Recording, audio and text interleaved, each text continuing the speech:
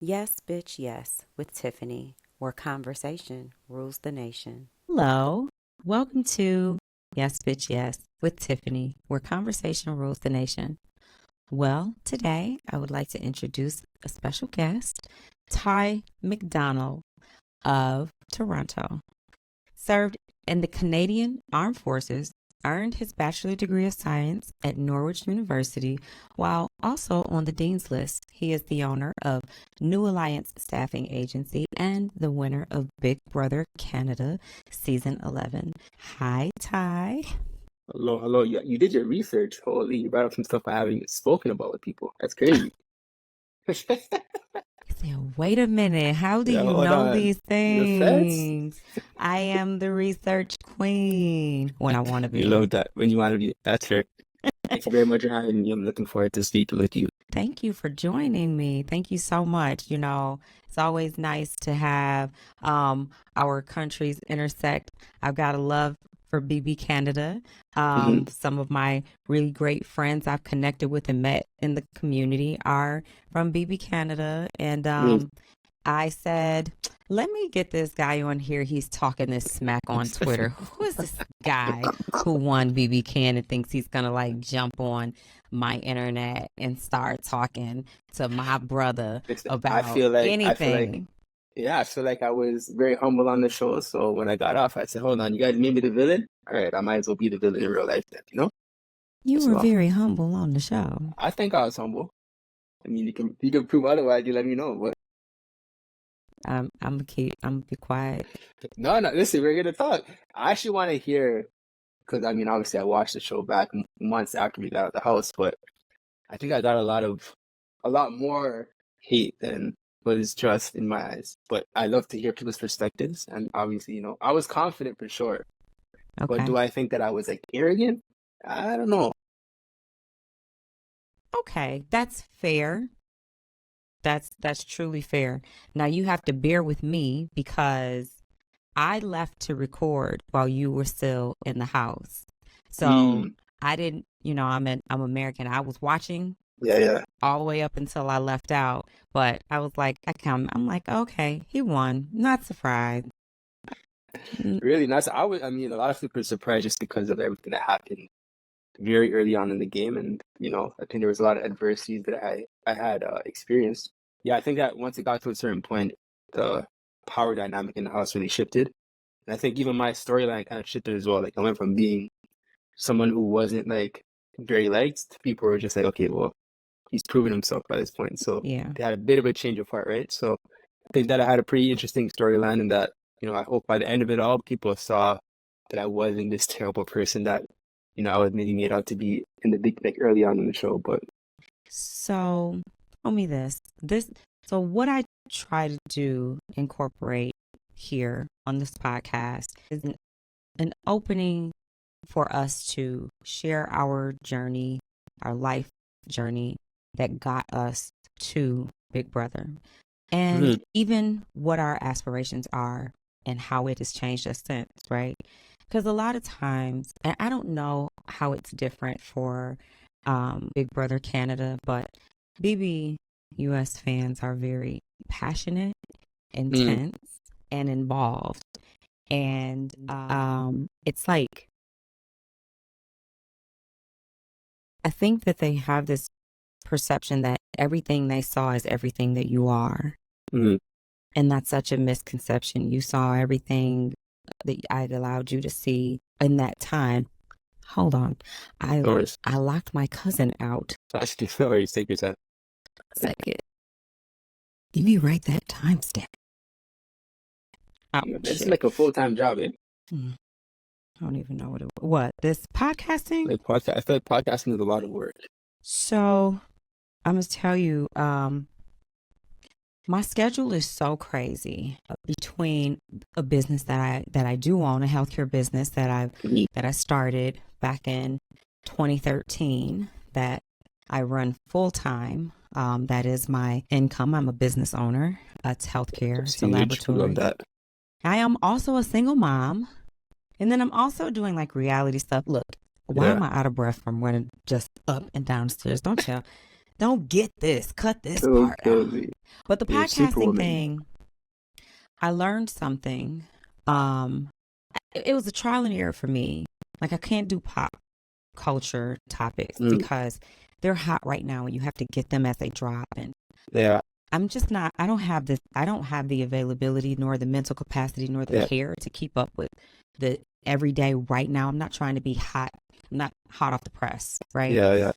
But I do enjoy conversation. And that's why my motto is where conversation rules the nation, because I like to, I like to grow. I like to be mentally stimulated. I like to dive into things and just make things that make me think.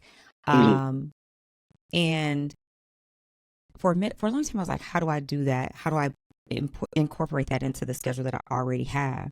mm, So that's why my calendar is open on Sundays and only okay. Sundays. And so I figure I will dedicate one day a week and I will dedicate these hours out of the day. And I think I can, and I've been doing like 4 on Sundays. Mm, And that gives me a little bank to drop them just as I spread them out a go. little bit. Yeah, Yeah, and not be stressed out. And then I can be like, oh, this is a whole season right here, yeah. you know? Um, So that you way working I'm not, smart and hard. yeah. And it's not every day. And I'm not like hitting people up like, well, when can you do it? And they're like, well, I can do Yeah, it this day. And I'm like, well, I can't do it that day. doesn't work. Well, Yeah. I said, it has to be, things have to be simple for me. Yeah. So Whenever send you can put it in, everybody, then do it. Yeah, send a link and yes. you find your spot. I love that for Yes. sure. Yes. And that way you're determining when you have here's my availability. Here's my Mm, calendar. Here's my schedule. Now see what works. Yeah, yes. Yeah. I'm here. I'm here for that. Amazing. But I wanna ask you like, um, how how did you get Big Brother? Like what was your journey? Not necessarily your application journey, but what in life throughout your life prepared you for that type of pressure to be in that environment, to deal with people that you do not know and they're from places that you've never been and you're by yourself. Like what prepared you in your life? Because how old are you? Yeah, I'm 29. Okay. Yeah. And you went on, what was it, a year ago? Yeah, so I had my birthday in sequester, so I just turned 28 in sequester. What's your It's sign? crazy. No Pisces. Oh, No you're water sign. sweet. You, that's okay. A March Pisces or a February Pisces? Because it I'm a may, February. yeah, you all right. Anyway, go ahead. We're not gonna hold it against you. It's the first time here. Then yeah, so I think that it's funny because I had a conversation with another house guest on one of the episodes where we were in like a very intense period of the game, and I kind of explained to her like I feel like my experience on Big Brother was kind of like my life compressed Mm, into 70 days, like the same types of challenges that I was facing outside in terms of being, judged a certain way or being painted in a certain light because of maybe how I look or how I speak, or how I carry myself. It was just very interesting to see those kind of parallels between my real life and my Big Brother experience. But I guess like certain parallels that I saw was like growing up, for example, I was always very intellectual. I was always a thinker, always athletic. I was in sports for longer than my memory goes back. mm, So I had a very balanced combination of the two. I was the cool kid because I was into sports and always active, and I would hang around, like I said, with the cool kids. But I was also good in the classroom, and I had great grades, always on the honor roll. After the year, all types of accolades that also had me cool with the nerdy kids. You know what I mean? So I okay. was kind of like able to play both sides, and that was something I identified in myself at a very young age, and I was actually very happy to do that and Yeah. to be kind of in that space.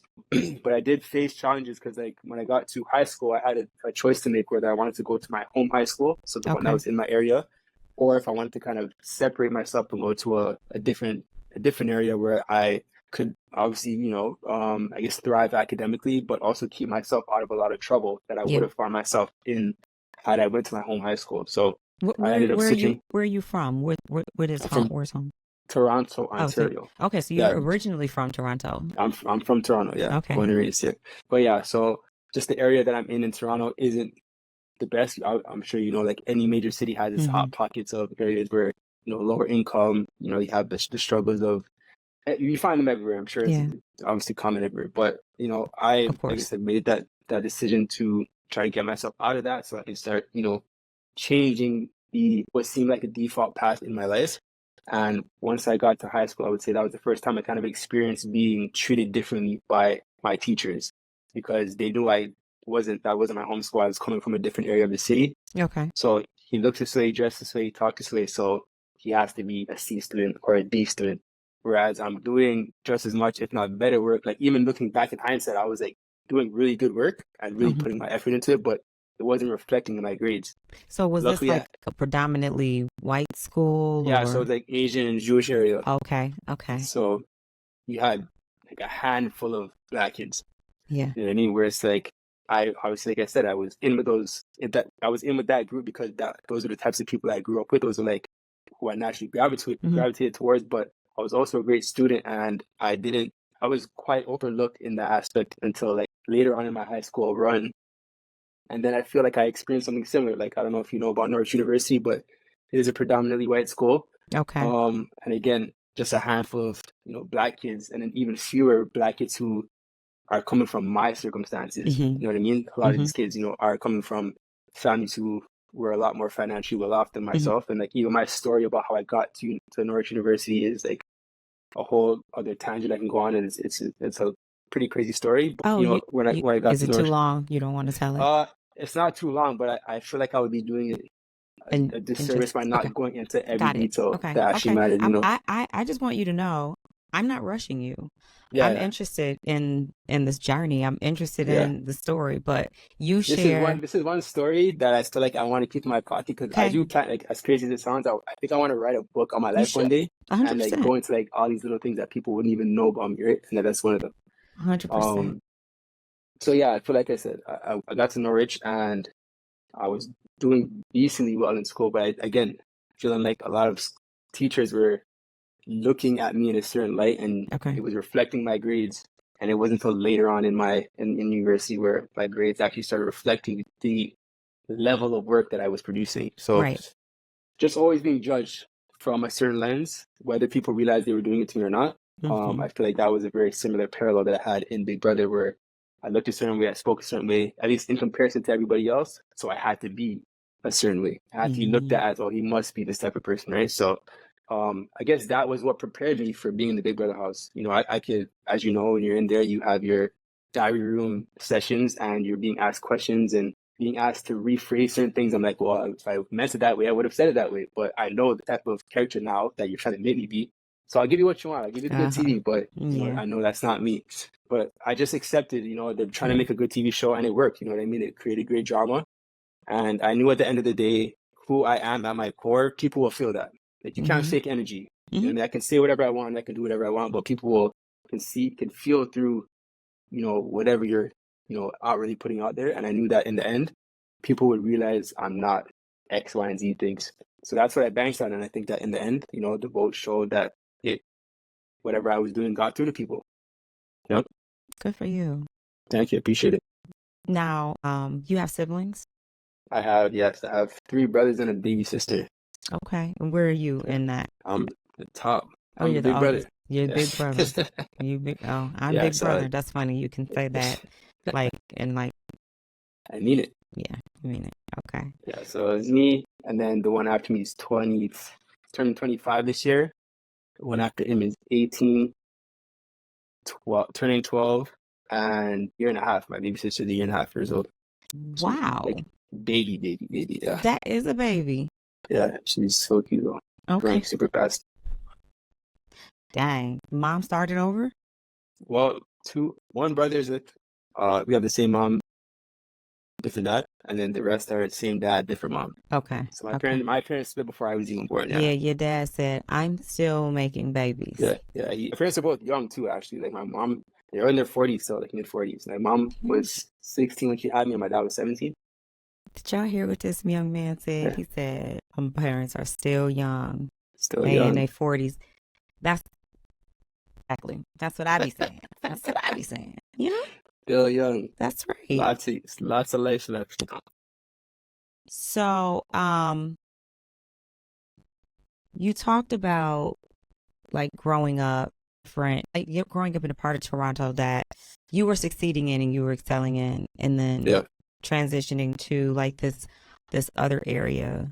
Um, now that I'm sure, like, it's grade school was a long time ago. Yeah. Where are you in your life now with like where you versus like how you grew up, where you Yeah. are? I think that there's always going to be a part of me rooted in where I'm from. And that was, again, something that I carried with me in the game. Like, people are like, why do you wear do-rags? Like, I'm not even wearing the do-rag for my hair. It's just like a part of, like, that is Mhm. what I grew up around. It wasn't people were doing it just to, like, wear to, keep their braids fresh, whatever. It was like literally just part of the style, like little things like that, because I wanted people where I'm from to see me, Yeah. knowing that I'm from Toronto, Finchon Weston Road, and I'm representing them and how we grew up, right? So that was something I carried with me into the game, even though it wasn't something I do on a day-to-day basis. I just I wanted people to know that I'll never turn my back on where I'm from. Like, I'm always gonna be proud of where I'm coming from, regardless if I'm still there or not. The goal is never to be stuck there, but it's Yeah. also not to forget and to like turn your back, like be raising. Don't forget where you came from. Yeah, Yes. so it's like I can always want more for myself and want to like, elevate from where I come from, but it doesn't mean that I need to forget that because that's what made me who I am.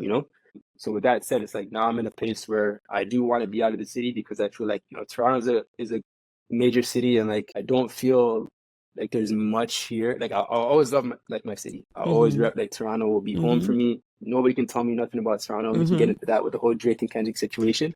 But so in other words, it wasn't that you like thought Drake was over Kendrick. It was that he's from Toronto, so you gotta support him. But it wasn't that you okay, I understand now. Thank you. We cleared that up next. No, we cleared up that Kendrick got dusted, but it's okay. Anyways.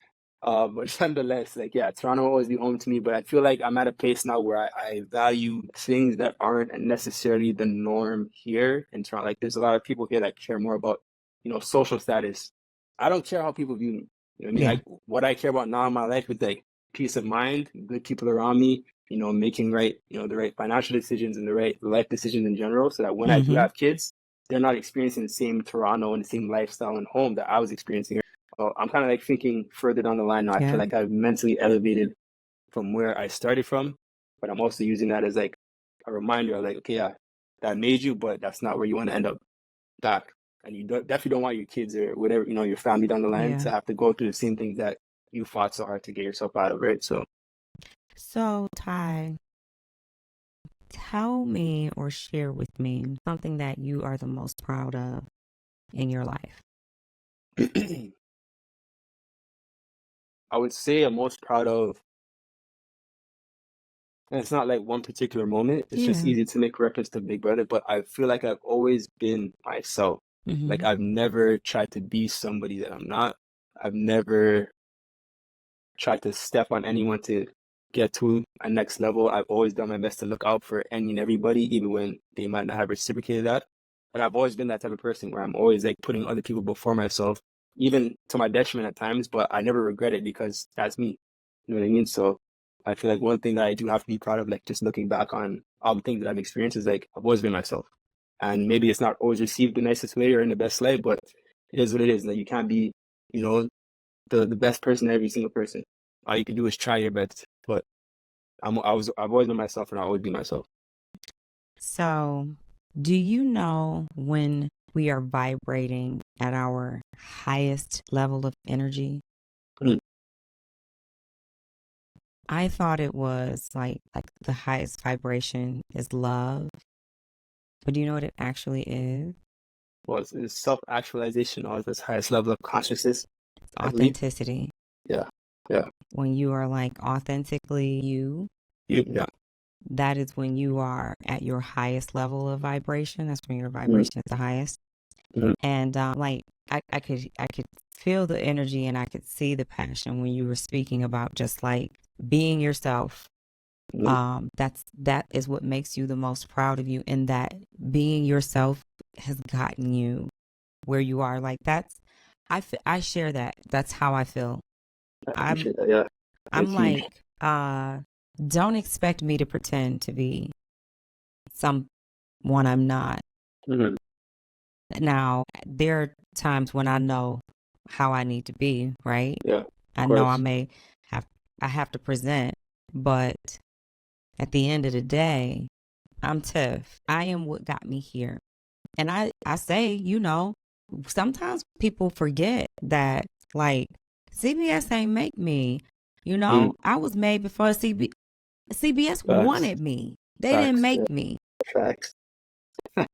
So it's important to me that we highlight that. Like, I'm someone with or without, and I was somebody before. You just know me now. Yeah. Yeah. And you know me from Absolutely. that. But it was everything that I was doing, everything about me. It was just me. Yeah. Literally. I think that's a huge point. Looking back, like I said, for myself, I always said going into the house, for example, into a chapter or a journey of my life, that regardless of the outcome, I want to be able to leave the house saying I was me. Like, you guys saw Ty. Yep. Regardless of how it was portrayed, it doesn't matter. I was giving production Ty, and they did whatever they wanted with it, right? But I also know that a lot of people who look back on the games and who went into the house trying to be someone they weren't, they had massive regrets afterwards, because they're like, dang, like, it makes you think, what if I would have just been myself? Yes. You can only put on this, the game of charades for so long, and like, people see through the bullshit. Like I said, they can feel your energy. Like, that's not you. Like, you're fake, or you're X, Y, and Z.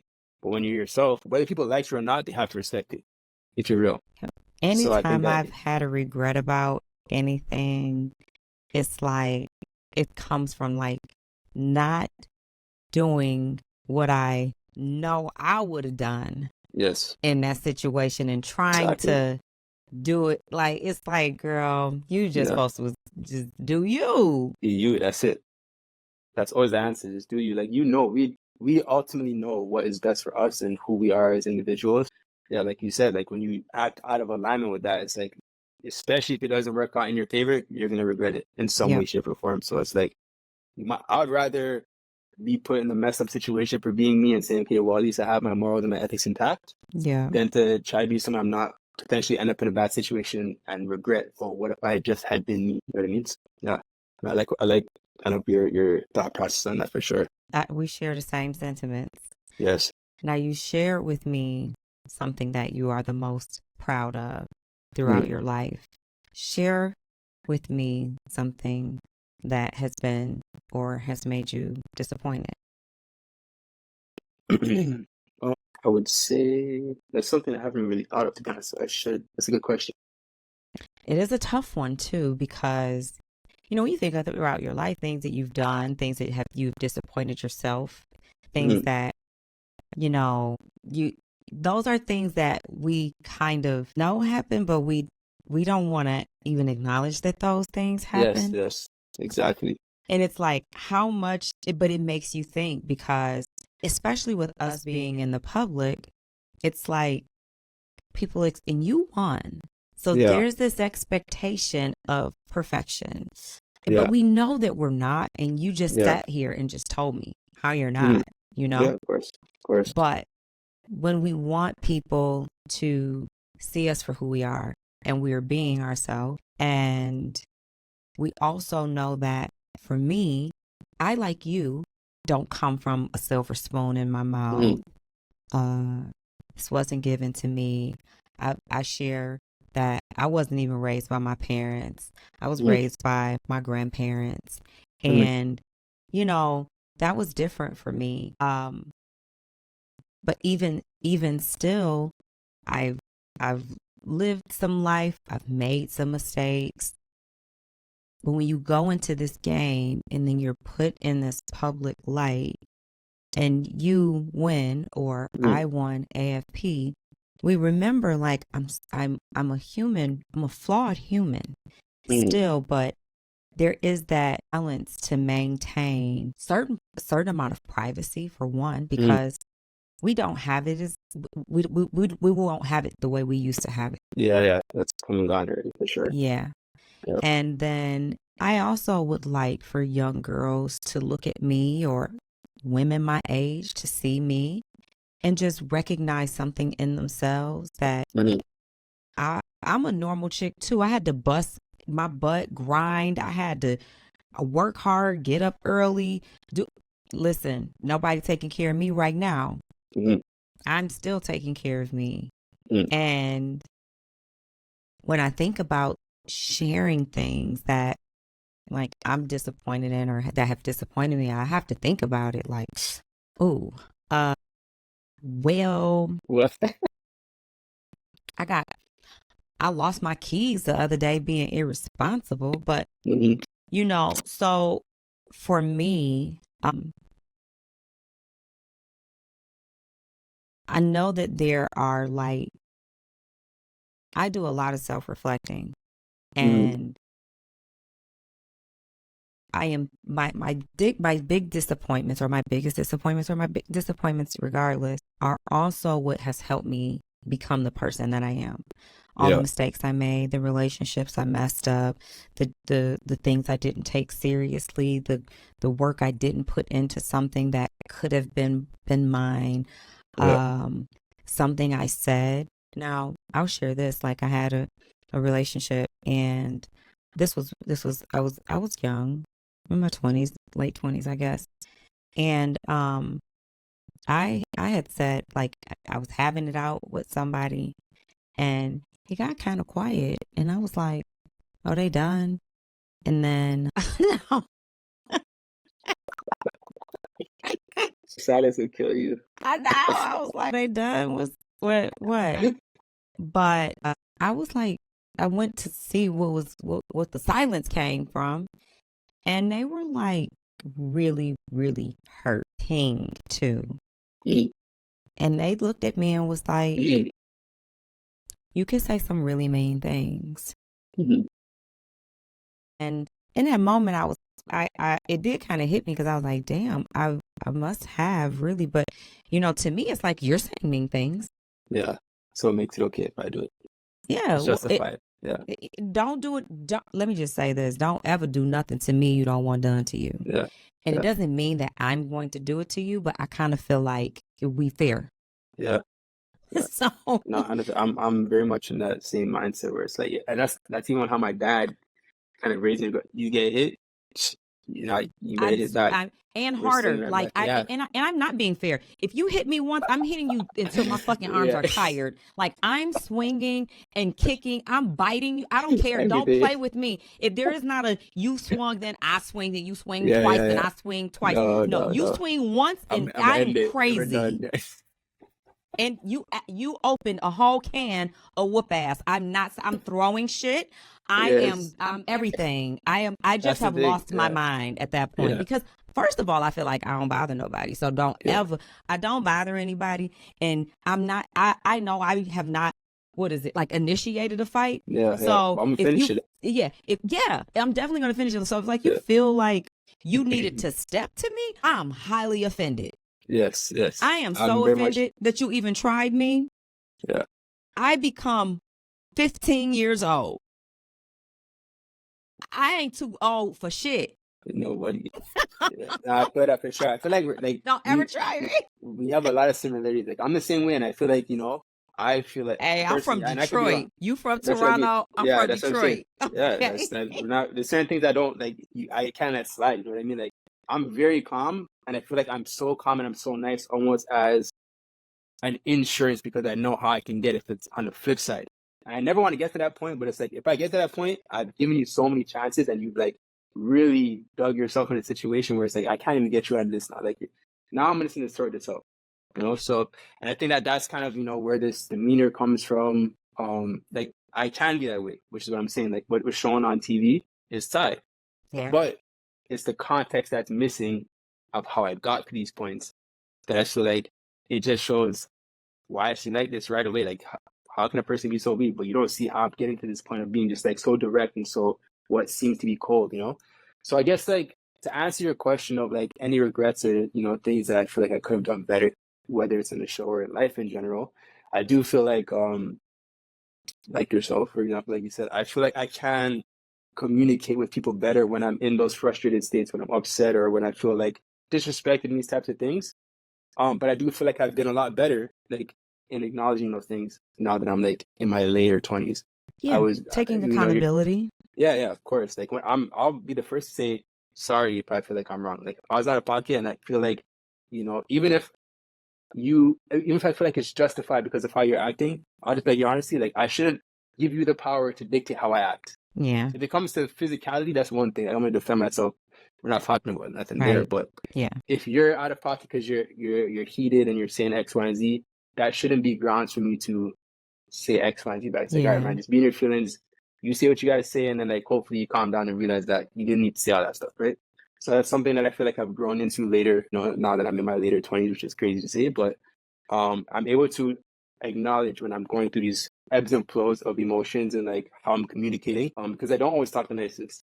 Yeah. Do I ever mean it to be, disrespectful or, mean? No, I never do. But the reality of it is, when you're feeling a certain emotion, it's gonna show itself in however you're communicating, your body language, the words you're using, the cadence of however you're talking. Like there's so many different little cues that come out depending on what you're feeling in that moment, right? So, and I think a good example of that is that people always ask me, "Oh, like, do you regret the moment of me and Hope, for example, getting into that little argument?" Do I regret that situation? No. However, do I feel like I could have spoken nicer?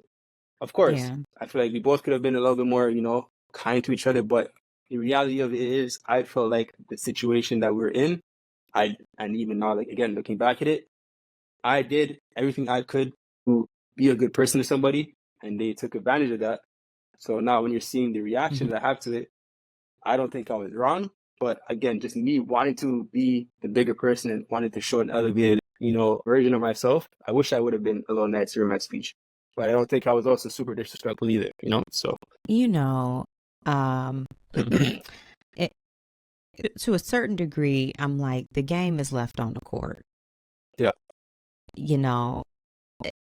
It's not to say that feelings aren't involved and lessons aren't learned and things can't be handled differently, but it's such an intense game that you are an extreme version of yourself at that point.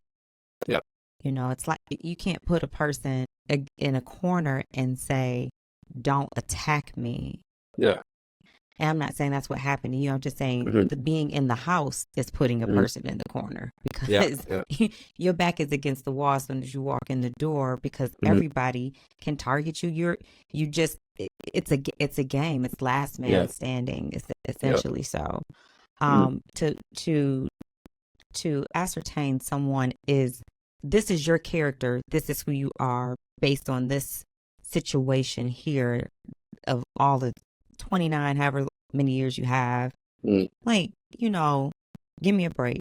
There's a lot of finger pointing from people who are humans, flawed humans. Of course.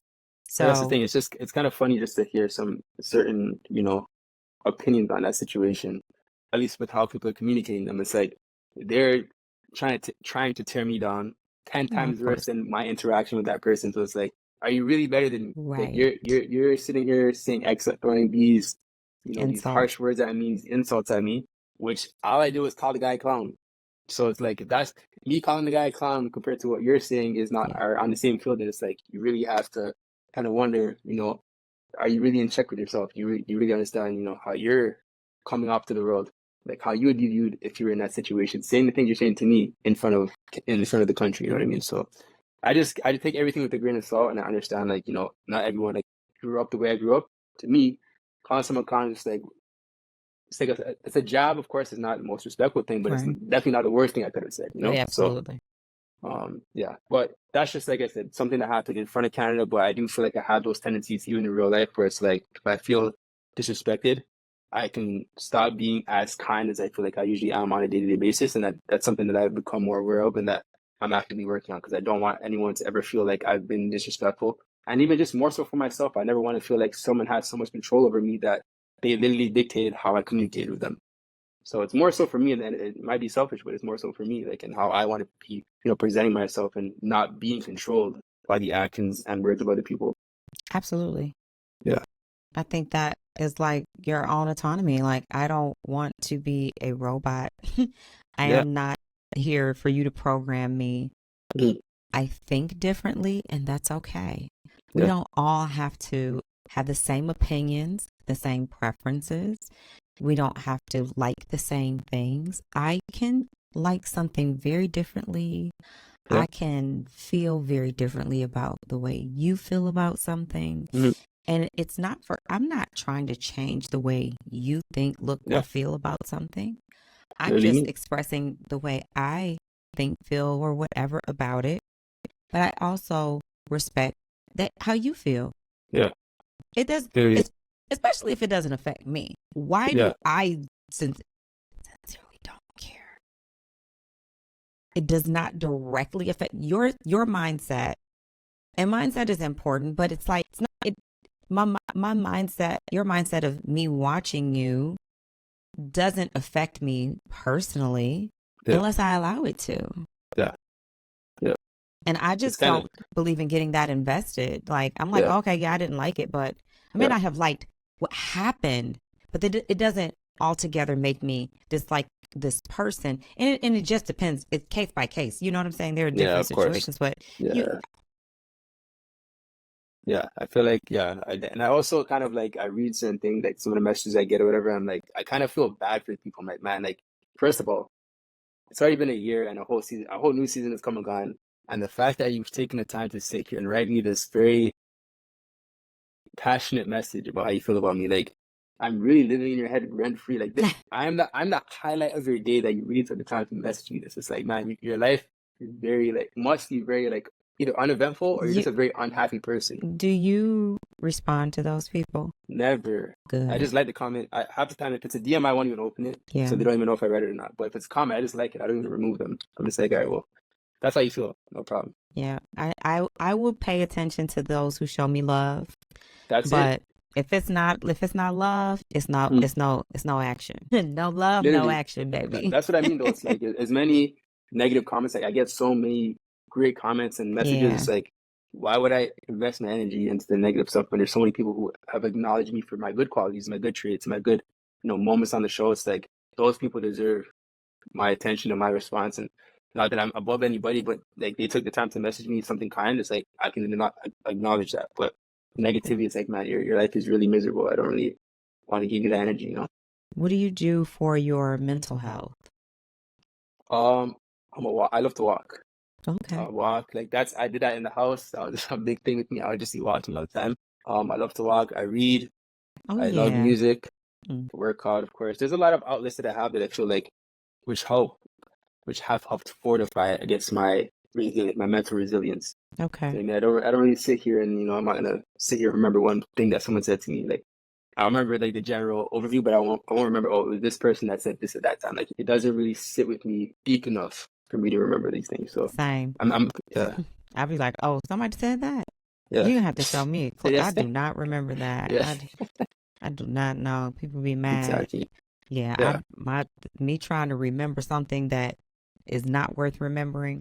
So tell me, you own a business. Yeah. So the one you're referring to, so the staffing agency, Mhm. I actually did that during the pandemic. I don't do it anymore, so I need to. Okay. I don't know wherever you got that from. It's probably LinkedIn, but I've updated Yeah. my LinkedIn since that. Okay. But yeah. So that was something I was doing during the pandemic, where I was. People were obviously struggling with work because of Okay. the whole stay-at-home situation. But Okay. I But thought you it was still had an idea to yeah, create. yeah. Okay. So I had that up and running where I was getting general labor contracts and sending people into work, which is rewarding but very challenging, of course. Like that was my first time in that space and came with a lot of hiccups. It was, I could see how when people like fully invest themselves and like that's their life and scale it, how like the sky is the limit really. But once the pandemic ended and I went back into my personal training space, I felt more at home. Like I was back into my personal training in person and then online coaching as well. So I've always been in the fitness space, and that's kind of where I thrive in a area that I know. You know what I mean? That's like what I studied. I've been a personal trainer since I was 18, straight out of high school. Okay. So back to that, yeah. I'm interested in how you started. You do online coaching with your fitness training. Yeah. Yeah. Okay. That's the thing. Big brother know they love a fitness trainer. Yeah, I know. They the fitness trainer, There's we like have to get three or four trainers on my season. It's crazy. Okay. So is that like your full-time thing? Yeah, so I took obviously a year off after the show.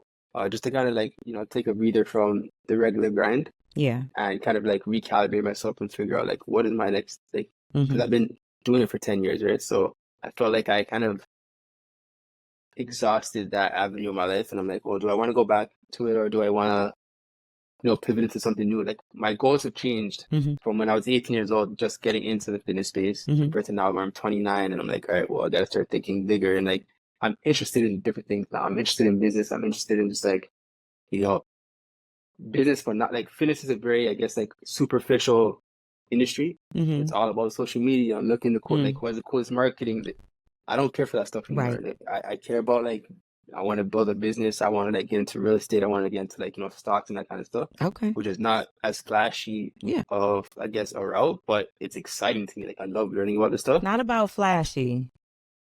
That's the thing, though. I feel like a lot of people, and I probably fell into this trap a little bit too coming out. It's like I was always an athlete, so like it was always part of me. But I do feel like I cared about. I had to be the flashiest trainer. I had to be training Mm. with the biggest names. It wasn't necessarily because that was all I cared about, but that was what I needed to do to be able to keep up with the Yeah. plethora of fitness trainers that are on social media these days, right? It's like if you don't have a certain image, no one cares to train with you. You're not cool. Oh. You're not the go-to person, right? Unfortunately, which is unfortunate because some of the people with, the, I guess, the most experience and the people that can actually get you the results that you're wanting don't have the greatest marketing. But then you have the people who just have, whatever surgeries X, Y, and Z that don't really know what they're talking about. They can't really help you, but they're doing the best because their marketing is great. So, Yeah. It's like yeah. getting the exposure, and it like that may be the connection for the reason for the connection of the big names is because Mhm. you get the exposure with Yeah. that specific training person. Yeah. Damn, that usually does not happen to me. I forgot. You had a question?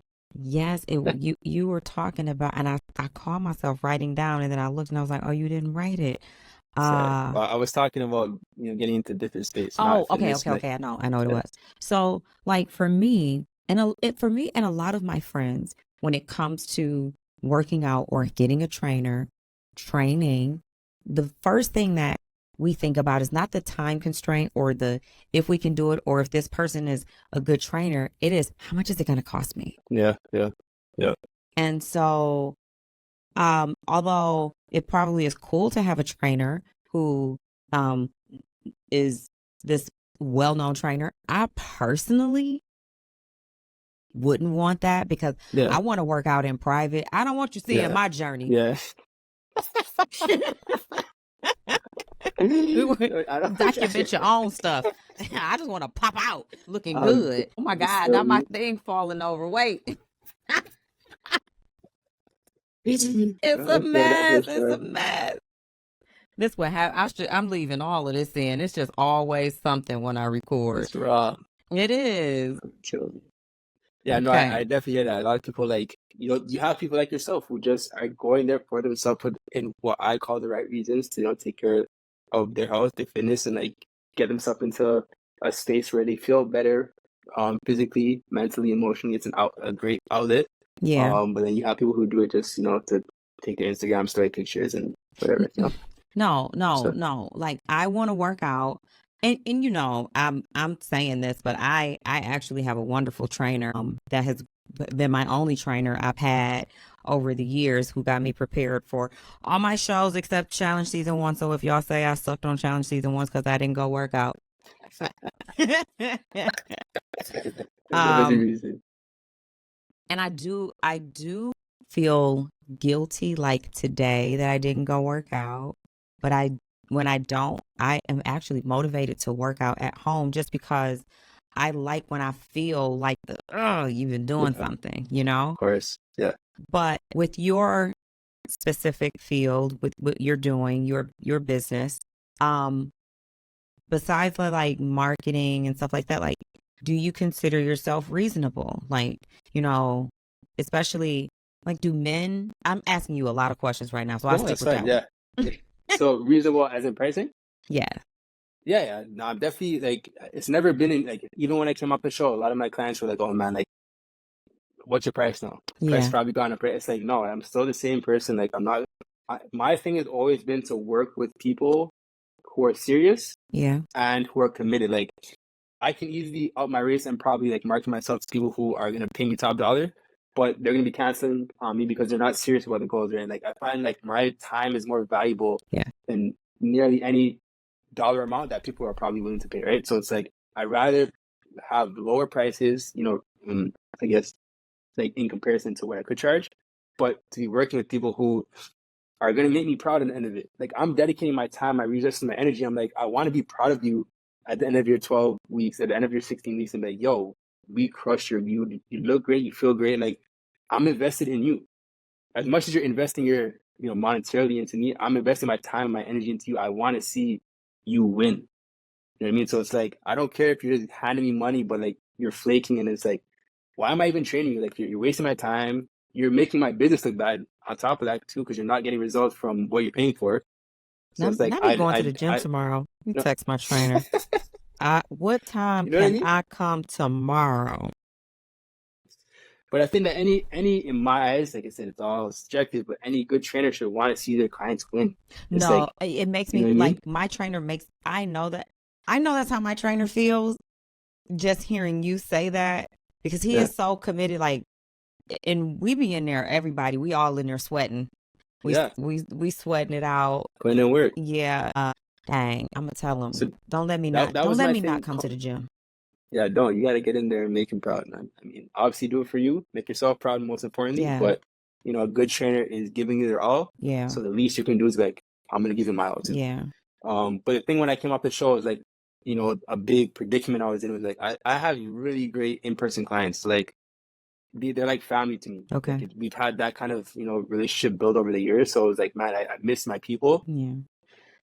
but I had to like also like take a step back and be like, yo, like I need to elevate. Like it's always in my mind. I need to elevate. What's next for me? You know what I mean?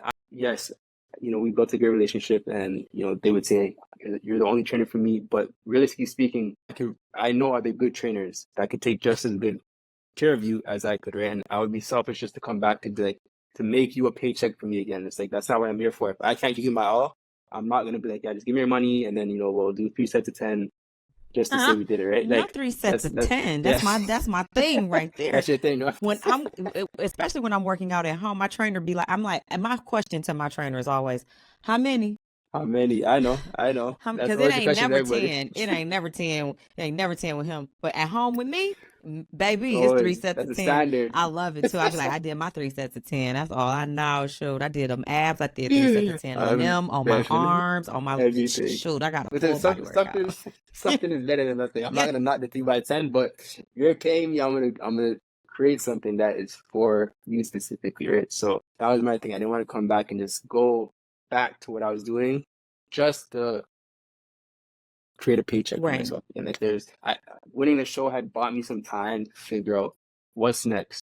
What am I pursuing next? And like I said, I'm at a place now where I think my goals and what I feel like I bring to the people around me and like the people who are looking up to me for whatever reason, it's a lot different than it was when I was 18 or 19, just fresh out of high school. So I don't know if you know this, but I started a success coaching business where I'm actually having like calls like this with clients, and we're working through their life goals.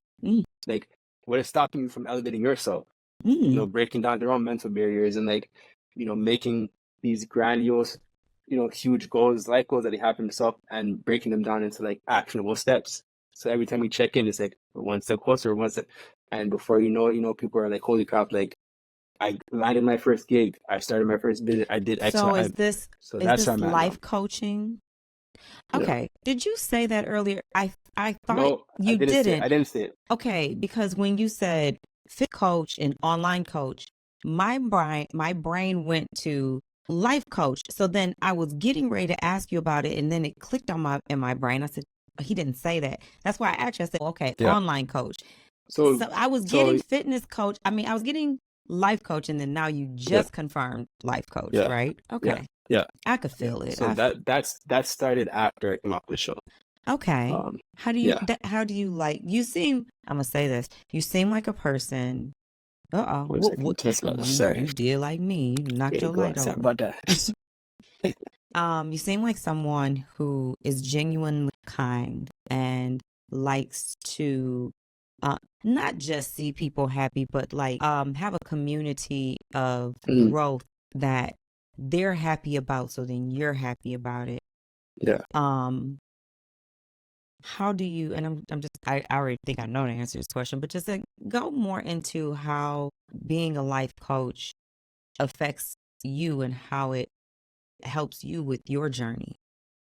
Yeah. So for me, I think a huge thing has always been like it's so rewarding seeing other people accomplish. Like for me, when I started in fitness, it actually started in high school. Where, like I was always a great athlete, and people were always asking, "How do I increase my vertical jump? How do I run fast?" And I would write plans. I'm not even like a certified trainer yet, but I'm just writing plans of things that I would do for myself and giving it to people and saying, "Try this out." And they would constantly like, "Yo, got my first dunk. Mm, Cut my sprint time down by half a second." I'm like, dang, like I really can help people, and that made me feel yes. good. So like I realized at that point that like helping others was such a rewarding feeling, and that's why I initially got into personal training was because I was able to tangibly and objectively see how I'm helping these people improve their life in fitness or Yeah. health, right? But growing up, like I said, and experiencing life in different facets myself, and like I said, now my whole mindset is kind of shifted to like I enjoy business, I enjoy learning about stocks and personal development, these types of things. It started to make me wonder how can I help others start to tackle their own life goals, Mm, because those are like, yeah, going to the gym 3 times a week is nice, and I've helped many people do that and get into mm-hmm. that routine. But it's like, what are bigger things we can help other people accomplish? Mm, And life coaching kind of allows me to do that, where it's like it allows me to connect with people and get really deep into their mind and their psychology of, okay, what are you too afraid to even speak to the world because you're like, I can never accomplish mm, this. And once I can get it out of them, it's like, all right, well, now we can break this down into manageable pieces. And over months, mm. you can see how it's not unattainable. It's just like you were too afraid to see that it actually is. You just got to put in the work and break it down into like, things that you can do on a day-to-day basis that are very small. But like by the time you look up, it's been 6 months and like, holy crap, I'm like halfway there, right? My mom always So says, like, how do you eat an elephant? yeah, exactly. One piece at a time. One piece of literally. So it's like those are like that's what I found meaning in now. It's like kind of like taking what I enjoyed so much from personal Hmm. training, but now just kind of amplifying it into life Now, rather than just fitness or do health. you incorporate your fitness into the life coaching? Yeah. So I still actually clarify, I still have the online like fitness Yeah. coaching still there, I still do that. Yes. And I do find that there is a lot of crossover between the two. So like is I always encourage people to like take care of yourself first. We just Yeah. be like, if you don't have health, you don't have nothing. You You could be the don't. richest person on planet Earth, Yes. but if you're sick in bed and sitting there, it's like, what is it all for? I listen. That is my motivation for being healthy. Like, Yeah. I try to tell my friends and family, and I feel like I get on people's nerves because I'm always talking about how I hate wheat and how I Mm-hmm. hate shelf food. And, Mm-hmm. I don't want to seem like this freak or this geek Yeah. about, because I'm not like Yeah. this health nut. I'm so Yeah. not. Like, I Mm-hmm. want junk, and I have my moments. Like, I just try to do it in moderation, but there's so much unhealthiness around that I mean, I don't know what it's like in Canada, but in America, it's unhealthy over here with Yeah. what's on the shelf. So, I don't even understand how it's legal, but that's another Yeah, it's thing. crazy. Yeah. But to me, if I'm working over here to try to build and have something, which these things are tangible, like I'm trying to Mm-hmm. make sure I've got a roof over my head, a car to get somewhere, transportation, money to pay my bills, and, food on the table. If I'm trying to get enough of this to make sure I can live comfortably, how am I not making sure I'm healthy enough to live comfortably? Because all Yes. of these things can be here, and how can I enjoy them if I am sick, if I am Yeah. unhealthy, if I'm not mentally well enough to Appreciate desire those it, things. to all of that. And Yeah. so for me, like, I just want to do my best to be healthy because, for one, I do owe it to myself. And I think when you become a parent, there's someone else that may have to take care of you at some point. I don't want to have damaged myself all up to be damned and then say, okay, son, come take care of me. Yeah. Yeah. That's not his responsibility because Yeah. I didn't take care of me. Of yourself. Yeah. Yeah. And I mean, There's, anything can happen at so, any time, but I'm going to do the best I can to be healthy so that if you ever have to help me, I hope to not be that big of a burden because I've done it to myself and now yourself, I'm yeah. handing myself over to you. Yeah, exactly. There's a saying, and I'm not gonna attempt to say because it's like I'm gonna butcher it. But basically, it's like, you know, when we're healthy, we sit here and wish for all these, you know, these superficial things, money and experiences, and like designer clothes, X, Y, and Z. But if you go to, like, you know, a cancer ward, for example, you ask everybody what they want, and it's just like, I want to be healthy. I want more time. I want life. Right? So it's like those are the things that matter when you're on your deathbed. The new math book you bought or the PS5, none of that shit matters. You're not even remember that stuff. I just want more time. I just want, like, my health back. Yeah. Okay, so that is what really matters when it boils down to it, you know. So, and I think that's super important that, like, you know, a lot of the mental kind of, you know, I guess conditions that people are finding themselves struggling with these days, a lot of it stems from our physical health. Yeah. The imbalances in, you know, our hormones and the different processes in our body because of the things we're eating, the lack of movement, you know, and there's such easy fixes, things you're but we eating, overlook them. Yeah. Right. Yeah. The things that we're putting in and the things that we're not doing, like the lack of movement, the things that we're eating. I was so annoyed. Like, I went to the grocery store and tried to get my son something to drink. I've actually just decided to go on a water diet. Like, I don't even know what else to drink besides water because everything is like 78% sugar. I think the lowest thing you can find is like a Gatorade at 41% sugar. Wow. Some things say 0 sugar, but okay, whatever. I don't know where those things are. They got something else in it. It's just like trying to even eat healthy is just, damn it. It's insanely hard. And I think that, you know, you can get into a whole conversation about that, but like the reality is, you know, the industries that make the most money in the world, arguably, they profit off of sick people. So the more they can keep you in this unhealthy state and you need to go to the doctors and get these medications and all these things that are just meant to, like, keep you afloat, like, our system over here in America is set up so that you're not healthy. You really have to take it into your own hand to, like, make sure that you are healthy. And if you don't, then it's like, well, then you're kind of doomed because literally, like, our grocery stores are set up so that you're seeing the most unhealthy things and they're the most accessible, the things that catch your eye first, and all the healthy stuff is, like, tucked away somewhere. So they make it inconvenient for you to get that kind of stuff, right? So I think that it comes that you got to be, if people are not consciously aware of these things, it's very hard for them to understand. And I find that the more you try to force it onto people, the more resistant they are to it. So all you can do is kind of lead by example and, like, you know, be a testament. And don't like, buy it and don't keep it in the house. Great. Yeah, exactly. Literally, it's like, you know, just, you know, set your own. But again, you have to be conscious about that. If people are not conscious about the things they're bringing into their home, then it's like they're not going to make that change. But the best way to make a change is to show people how good a life of taking care of yourself looks and feels. Yeah. You just got to be a walking billboard. So take care of yourself and the people around you will notice, oh, damn, like, Tiffany looked very happy recently. You know, she's not, you know, she's beautiful, she's glowing. How did I get like that? Right. Well, maybe try drinking some more water. Try cutting out a little bit of sugar from your diet. Try going to the gym a few times a week. You know what I mean?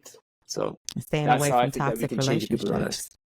Literally. And I feel like, and that's like, doesn't mean domestic all the time. That's like family, friends. Yeah. Like staying away from toxic relationships. Yeah. Yeah. And I noticed that even like the consuming is we often only associate that with what we eat and drink. But consuming is like what we listen to, what we read. I noticed that, like, you know, growing up, I listened to certain types of music, very aggressive music, and I was a very aggressive person growing up. And like I was very, like, you know, it still shows. I still have, like, you know, little pieces of me that are still like that aggressive person. But I notice now that I even changing the music I'm listening to.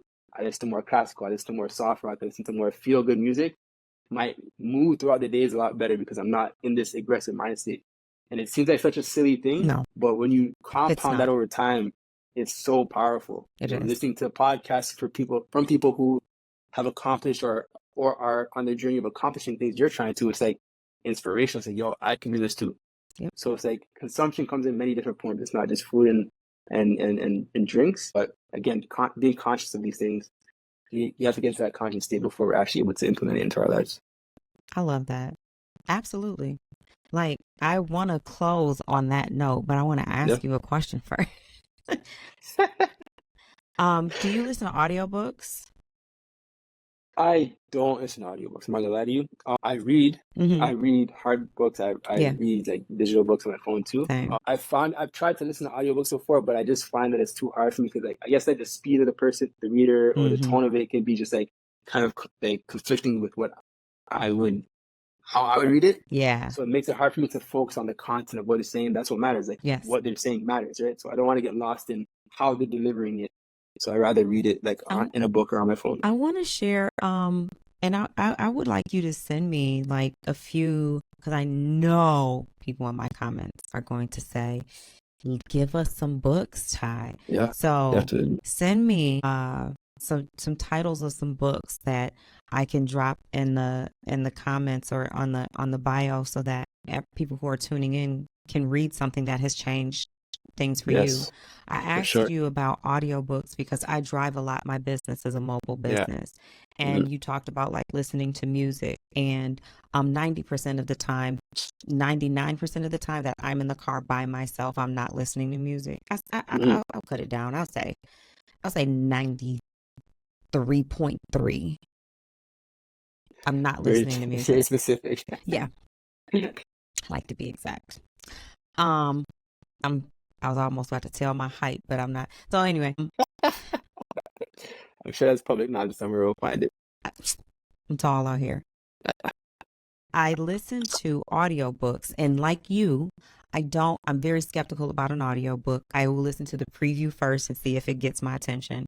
But I listen to them only when I'm driving, because when I'm at home, I'm doing 50,000 things and I'm not paying attention to anything you're saying. But when I'm driving, I can pay attention and I listen. And 3 amazing books that I've just listened to. I was going to say, I'm like you with the tone, the diction, the inflections. I can't do fiction on an audio book driving or sitting. But if it's like a self-help or something like that, I can. I love to read. I read every single day. That's just like, I don't care about TV. My mom just sent me an antenna. She was like, turn it on channel 4. I was like, I don't have that. Everybody has channel 4. I was like, I don't. I got a Fire Stick. I don't get channel 4. I don't know what you're talking about. You got an antenna? I said, actually, I don't have an antenna. Amazon just sent me an antenna. I was like, Mom. So I can watch TV now, but it's still not going to matter. But I said, I don't have to say, I'm a reader. I love books. But I also love fiction books to read, like physical copy. But I'm in audio self-help. So those 3 books, I want to know, you might have read 48 Laws of Power. A lot of people have. I was reading that I was rereading it in sequester before I got into the house. Ooh. Yeah. That and the Art of War. Oh yeah, Art of War. Yeah. So Robert Greene, who wrote 48 Laws of Power, has a ton of books. But one of his favorites for me is one of my favorites of him rather is The Laws of Human Nature. And I listened to that on audiobook. And I don't know if I'm writing this down, by the way, so I'm not write it down. Yeah. I don't know if you do some driving. I downloaded Audible, and I'll download me a book. That's a book I can listen to, and I like I might miss what you said. I was like, go back from 30 seconds. Matter of fact, go back. Go back 300 seconds, because I don't know what the hell you said. I was blanked up. I was somewhere else. You said that, and I got over here. But and then the next book, I'm gonna mess his name up because I don't know what his name is, but it's Sapiens. That's the book. I think I've heard about that. I haven't read it, but I've heard. I don't know if I don't know how I ended up downloading Sapiens, but the craziest thing, which is how energy works. I'm reading Sapiens. I'm having a conversation with someone, and we're just, we're vibing. And I mentioned that I'm listening to Sapiens, and they were like, that's my favorite book. And then ended up somewhere at somebody's house. Their Wi-Fi was named Sapiens. I said, okay, I get it. I'm supposed to be reading this. I got it. I understand. It means something. It's intentional. So that's crazy. I know. So you said that one's about energy? Sapiens, I don't even know yet. I'm still reading it. Or something? Okay, got you. It So, goes back to the Neanderthal time. It's the mm, evolution of man. It's okay. how things are. It goes into like it's just so much. It's so much I can't. Okay. I'm So I so wrote that down. intrigued. I'm gonna read that one Yeah, too. right now I'm listening to how wheat was introduced and damaged the agricultural Mm, thing. It's and it's not even just about that. It's just everything. It's safe. It's humans, yeah. humans. Yeah. Yeah. And Crazy. I'm very intrigued by human nature. I'm a lover of people. That's why I have this Mm, podcast. I love talking with people, gaining new knowledge, swapping information, just growing, just exchanging energy. And yeah. I love learning how humans operate and how we've evolved. And I'm kind of scared of what we're turning into because we're getting dumber. And Yeah. the smarter we get with allowing technology to think for us, the less of our brains we're actually using. So it's like we started with this really small brain and now we've got this Mm, big brain. It's going to go back down to a small brain. It's like the cycle of life. mm, Um, but that, and you probably, I'm sure you can, it resonates with you. I learned so much about processing when I was in the house. And I don't mean like my emotions. I meant like, damn, what's 8 times 5? Well, I know what that is. I'm I dead. said 8 times 3 is what I was on my wait, Hold on. wait. How you spell what now? Spell cuisine. Cool. Quizine. Cuisine. Like what the Crazy. fuck? Where's the spell check? I'm I'm dead. like just all the things that we rely upon, thinking about getting down to the final when you got to remember what happened on this day. Well, I was going to write that down. No, you're Yeah. not. Couldn't do it. Yeah. Couldn't do that. So just That was crazy. Yeah. having to rely solely just upon your brain capacity, what's in here, and Yeah. not what's in here, you know? Exactly. Um, so I like reading books about us and Yes. how we think and what makes us think and how to become better thinkers and how to Mm, understand people. I'm not trying to make people be like me. I do want to help. Um, mm, if you want it, like, and I do want to grow. I just want to, and I want to understand what makes people think the way that they do or they about do. things. Yeah. And it's Yeah. not to get them to, no, you shouldn't think that. You should think like me. And even if Yeah. I don't agree, I have a level of capacity to understand. Yeah. I think that's super important. I think that, I can only speak for myself, but I've grown an appreciation for alternative perspectives, and I'm all Mm. for, conflicting opinions and, different ideologies and that type of thing. I think that the one thing I don't like is just how certain people have not come to the realization that not everybody is gonna agree with everything. They make people the enemy because they don't think the exact same way they do, right? It's like I get it, like you have your stance on a certain situation or a certain scenario, but everybody has had different life experiences, so you should be looking at the same apple and have two different vantage points about that same apple, right? And that's how it goes. So I feel like we just you don't need to agree with everybody, but you need to at least appreciate that somebody else has a different perspective, and there's beauty in that. It's like, man, if we all thought the same way, this world would be boring as hell. Yes, I am so So okay with you thinking something differently than me. yeah, yeah. You Just a know? level of respect. Like I acknowledge that you Yeah, see it differently. This is my perspective, but your perspective is pretty interesting too. right. Just not how I feel about it, but that's fine. Absolutely. Just like we know Kendrick won that beef. Nah, he did. He got smoked. Well, Listen, this is what I'll say. I can't remember who said. I think it was Charlamagne, but uh-huh. Drake had the best diss song. Kendrick had the best song, but Drake had the best diss track. Family Matters wipe this guy. They not like us. It's a bop. But shout out to DJ Mustard for that one. He threw Oh, that boy shout out out of to you. DJ That's all I'm Mustard. saying. He snatched Kendrick's trophy back. He said, I want to give this one to DJ Mustard. Listen, all I'm gonna say is I feel like the double standards are very blatant. Like if somebody came out and said that you know, let's say Lil Wayne was Adonis's dad, the world would be in a frenzy. That's all I'm gonna say. But it's not the same because it's Kendrick. You know, everybody's waiting for the downfall of Drake, but it's Mm, not gonna happen. It's not gonna happen. mm. We will never see the fall of the greatest artist of our generation. From Canada, from Toronto. Our generation. In I mean, Toronto. who's bigger than Drake? You can be Um, objective about it too. I'll actually have a conversation. oh, It's oh, interesting to hear people's in perspectives. our generation. So let me see. It doesn't have to be rap. It's Chris Brown.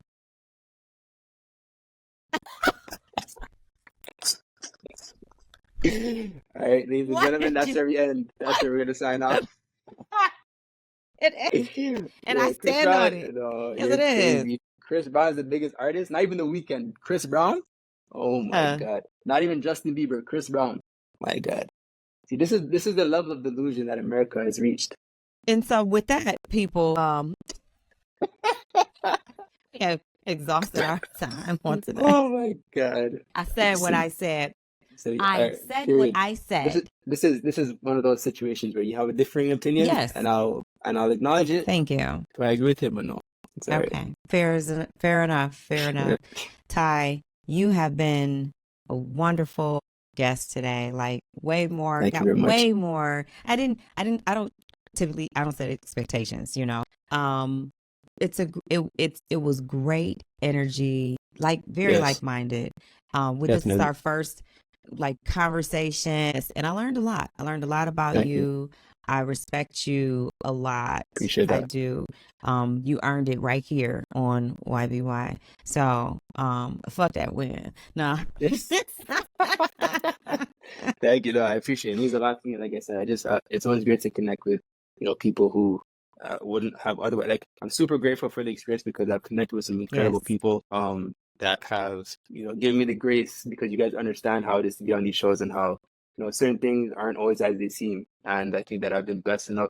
Obviously, having one, I think probably helped, but I've been given a lot of grace coming into this community, and I'm very grateful for people like yourself who will sit down and just have a conversation and see how many similarities we do have, right? So, Yeah. That's what I'm here for. I love it. Thank you so much. Y'all sure. remember to like, subscribe, comment below. Ty, tell them where they can find you. To find me everywhere at Ty X McDonald. There Everywhere. it is. You heard it here first. All right, Ty. Peace. Bye.